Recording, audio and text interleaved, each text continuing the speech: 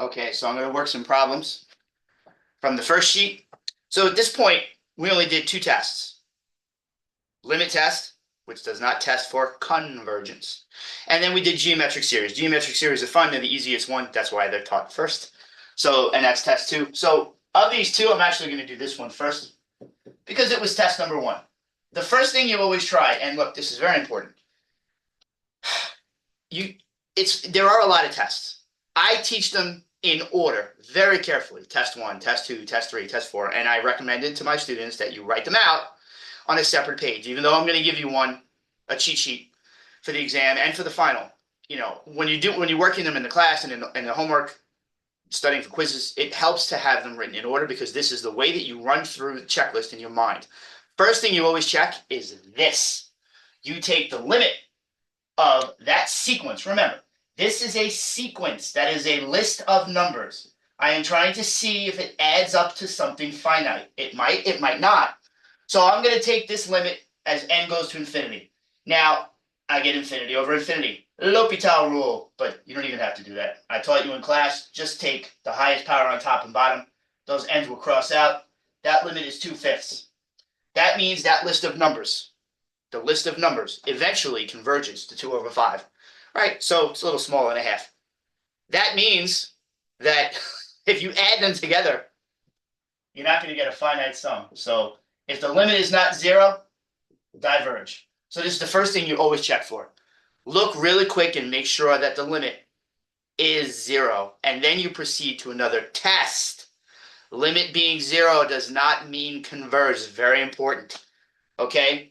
So now this is geometric. Now you can think of it this way, right? You're raising a fraction to the power. So it's really this. That is really that. So either way, you're going to do the ratio. The ratio is the number that it grows by. So that's what you multiply each term to get the next term. So for instance, here, the first term would be 2 over 9. To get the next one, I would times this by 2 over 9. And, you'd get 4 over 81. And then you would keep going. That's what the ratio is. It's what you multiply by. So, I mean, look, it's very clear this ratio is 2 over 9. There's no confusion. That's why I put an easy one first. Okay, so now, that ratio is less than 1, which means that series is going to converge. It will always converge if the ratio is smaller than 1. If the ratio is bigger than 1, that means that the sequence, that list of numbers, is growing. They're getting bigger, bigger, bigger. So how the hell is it going to add up to something finite if the numbers are getting bigger? The numbers have to go to 0. They have to be getting smaller when you add them. So this is good. Now, since it's geometric, you can actually find a sum. This is the only one that you can actually find the sum for. You will not be able to do it for any other series. All the other tests, integral test, ratio test, root test, alternating series test, comparison test, limit comparison test, all these other tests you haven't heard of yet, none of them will give you a sum because the terms are not going up in a way that you can figure it out. These do. These have a strict ratio. They're always going up by 2 over 9. So it's going to be the first term over 1 minus the ratio. Okay, so the first term, right, you put 1 in there, you get 2/9. But the ratio is also 2/9. So you do 1 minus the ratio, which is 2/9. This is really 9 over 9. And I do it all the way out. So you get 2 over 9 divided by 9 over 9. My 9s look terrible. 7 over 9. Now look, you could actually just cross out the 9s. But for the uninitiated, you have 2/9 divided by 7 over 9. Jesus. Keep, change, flip. This changes to times. This one changes to 9 over 7. This is why half of my class, when I gave them this problem, told me 18 over 63, which was adorable. You want to cross out these 9s and get 2 over 7. So that's the sum. That's actually pretty small. So, but that's what it is. So I'm going to continue work, a few more off the sheet. Okay, lighting issues going on. It's cloudy outside. So I'm going to do the next two. I'm going to do them a little out of order because I'll do this one first because it's easier. I mean, look, you have 8 over 7. If you write out a few numbers, you could always say, and you'll see that I'm going to do it in one of the examples. I'll write them out. You don't need to though. This ratio though, I mean, it should be very obvious. It, as long as this power is not like 2n or 3n, 8 to the n and then 7 to the n plus 1, this ratio is going to end up being 8 over 7. But the problem with that is it's bigger than 1. So these numbers get larger and larger, and you're adding them forever. So this is going to diverge. As soon as you see that the ratio is bigger than 1, it's out. It's over, right? Diverge. Now, you can be fooled here. This trickery is why I'm going to do another one later and show you. Now, this other one, you might mistakenly think that this ratio, right, if you would have reduced this, you get, Greg cut these numbers in half, you get 5 over 3, and you would think, oh, 5 over 3, but that's not the ratio. I'm going to rewrite that ever so slightly. I also want to point out this doesn't start at 1. This is really 10 times 1 over 6n, right? How do you multiply two fractions? You multiply the tops, you multiply the bottoms, right? So that 10 would go on the top. So why am I doing this? Because I want to show you the ratio is right here. This is your ratio. The ratio is 1 over 6. Now, if you don't believe me, this time I am going to write out a couple because I need to do it for the sum anyway. Now, it's important.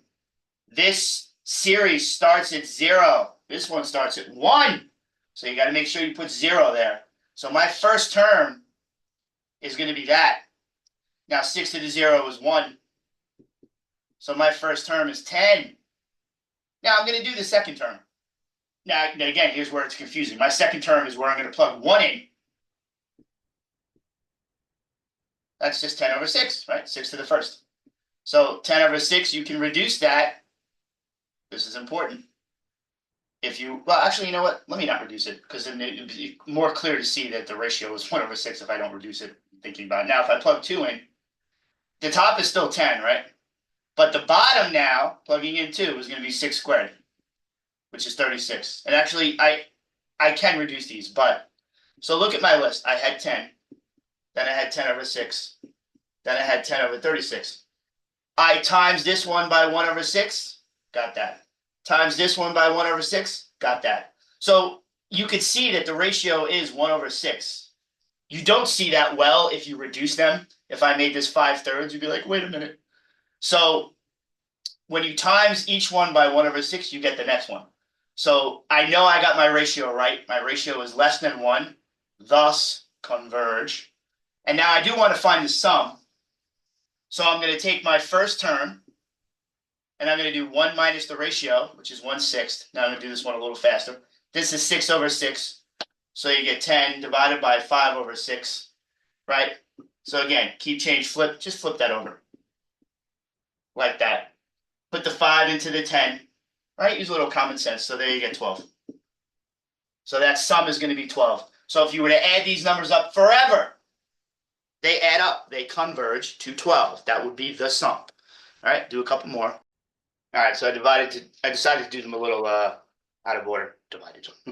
So again, I'm going to do this one first. Now, you look at this and you're like, what the hell am I supposed to do? First of all, multiply it out. The top is n squared plus 2n, right? Just distribute that in. This problem is there to fool you. Now, the bottom, this is n squared. Now, don't be a dumbass and write plus 9 here. It's n squared minus 6n plus 9, right? Multiply it out. Now, you go back to test number 1. I'm going to take this limit as n goes to infinity. You have infinity over infinity. That is indeterminate. So use L'Hopital, or you use my little trick of taking the highest power on top, the highest power on the bottom, take the numbers in front of those. That's 1 over 1. So that limit is 1. If you write that sequence of numbers, if you take this list of numbers and write them out forever, they eventually become 1. So you're going to be doing 1 plus 1 plus 1 plus 1 forever. That limit is not 0, hence diverge. How on earth can you add the number 1 forever and have that sum be finite? Not happening. So again, not meant to trick you, but you have to think a little bit, right? You need to take the limit. It's not 0, over. Now, this one, you have to be very careful with it. I'm going to write out a few members of this list. Because my first glance, I think, okay, 2 over 3. The ratio is 2/3, less than 1, hence converge. So let me write out a few. When n is 1, on the top I get 2 times 1, which is 2. So you get 2 squared, which is 4. On the bottom, I probably should have had this be something else, but you get 1 plus 2, which is 3. 3 to the third is 27.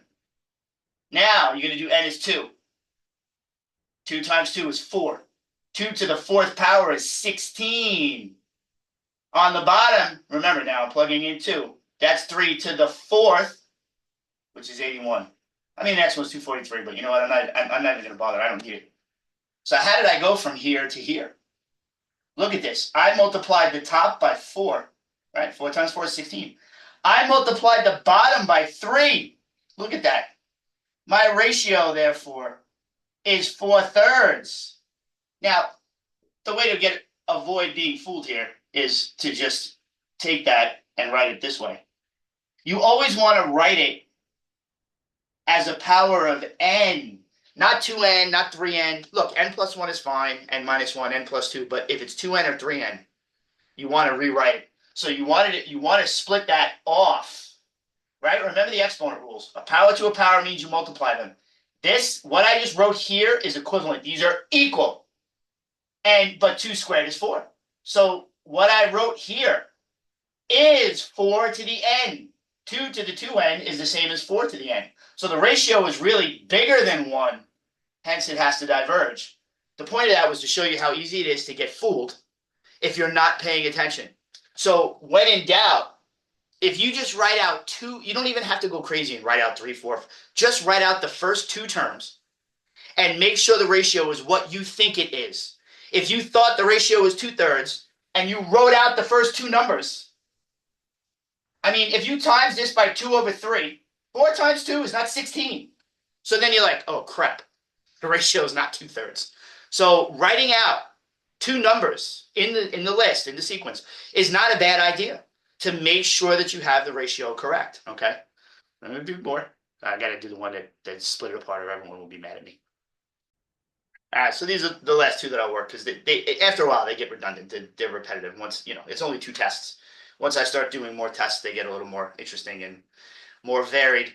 So the trick here is to remember that, if you had something like this, right? I mean, I know that's 8/2, but you can split it up as 5/2 plus 3/2, right? I mean, this is the way fractions work. If they have a common denominator, you keep the bottom the same and you add the tops. So I'm going to use this to split those up into 2. And this is exactly what you have to do. You have to split it up. That's why I'm going to do that one first. That's why I wrote it over there. So I'm going to split them up. It's going to be this over this. Plus, know what I'm doing. Being very careful. I have to be very precise. I'm going to split it up into 2 sums like that. I'm going to do the same thing here, but this one's going to go a little quicker. So you're going to do this one over 5, and then that one over 5. Again, don't forget to write the sum because that is what you're doing. Now, this one I'm going to do first. That ratio is 2/5. It should be very clear. It's less than 1. So this one will converge and add up to something finite. However, this one, the ratio is 6/5, which is bigger than 1. That means that this part of the sum is going to diverge. Now you can say, well, but so what? But the thing is, you are adding these numbers and these numbers together, right? You're taking the original sequence and splitting it into 2. You're going to add up the first one, add up the second one. But this one adds up to infinity. So even if this one added up to something finite, you're going to add infinity to it. So that's it. It's over. This whole thing is going to diverge. It's impossible. As long as you have a bigger one on top, a bigger number, get a ratio bigger than 1. It's it. It's done. It cannot possibly add up to something finite, right? That's how that works. If half of it fails, the whole thing fails. Now this one, that ratio is less than 1. That ratio is less than 1. How do I know? By looking, because the number on top is smaller than the number on the bottom, and I got no weirdness going on. I don't have this stuff going on to try to fool me. That's really 9 to the n, right? 3 squared. So no funny business going on. Everything's very straightforward. Now, this one, you actually, believe it or not, you actually can reduce that to 1/2.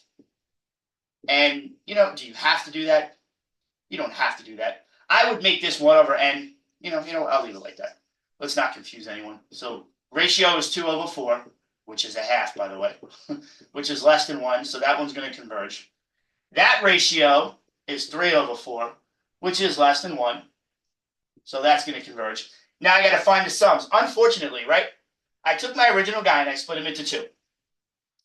So the sum of this dude is going to be the sum of that one plus the sum of that one. So I'm going to figure out what this one adds up to. I'm going to figure out what this one adds up to and combine them, add them, and that will be the sum of the original guy that I started with, right? So you split it into 2. So the sum is going to be the first term, which is 2 over 4, which is a half, over 1 minus the ratio, which is a half.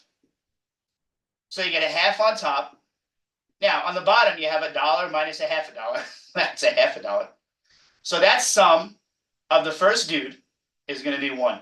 This is why it just makes sense to reduce it to a half in the beginning, but it doesn't matter, and I didn't want to confuse anyone. Now I'm going to do the other sum. It's going to be the first term. So again, plug in n is 1. You get 3/4. 1 minus the ratio, but the ratio is also 3/4. So you get 3/4 on top. Now, that's 4 over 4 minus 3 over 4 gives you 1 over 4. Now, if you want to be more sophisticated and smart, show me how smart you are. You can just cross out these 4s, right? If you do keep, change, flip, the 4s cross out. So that sum is 3, right? 3 over 1. There you go. So this first dude adds up to 1. This dude adds up to 3. I got all these 1s there. Maybe I should have wrote them at the top. There, let's do that. Let's do arrows. He adds up to 1. He adds up to 3. So the original sum is going to add up to 4, right? 1 plus 3. So that's the gimmick. That's the trick when you have 2 on the top. Because you might think that, 2n and 3n, if you gang them up, right? Because 2 to the n and 3 to the n, you might think, oh, it's 5n. It'll end up being bigger than 4, but it doesn't. 4 to the n kicks both of their asses, right? It's always which one gets bigger faster. 4 to the n, even if you're adding 2n and 3n, 4n will always trump them both. Even if you had 3 of them up there, it's not going to beat 4 to the n unless you have a larger number. The larger number is always going to win that battle. Doesn't matter what else is there, what's on the bottom. Doesn't matter what I could do all sorts of crazy other stuff to the bottom of this one, even if I put like n squared down there. You'll do that later, the ratio test. It's not going to matter. Nothing is going to knock 6n out. So it's always who's bigger. All right, so that was, like I said, at this point they get repetitive. Check to see if the limit is not 0. That's step 1. You do that on every single question. These, it doesn't make sense to do the limit test because they're infinity over infinity. And, I'd like to see you try a L'Hopital rule on it. It's not happening. So, when they don't look like this, right? Geometric always has to look like 2 to the n, 3 to the n plus 1, 4 to the n minus 1, right? A base to a power, exponent, right? Exponential function, all right? That's what geometric looks like. Even e to the n, that's geometric. Now, later we'll do it with different tests, but, right? I mean, e is 2.7. It's 2.7 to the nth power. That's still geometric. All right, so that's the trick to doing these. They're not hard, right? The series start off pretty simple. There's only 2 tests. They will get more complicated as we add more tests, as you'll see, because I'm going to shoot another video with, I believe, the integral test. That one's a little bit. It's actually very useful, though. Although, again, once you start learning these tests, eventually you'll get one where none of your previous tests worked on. Just like with integration. You start integrating, you're like, yeah, and then all of a sudden they give you one, you're like, whoops, none of the things you showed us before work on that one. So anyway, hopefully that helped.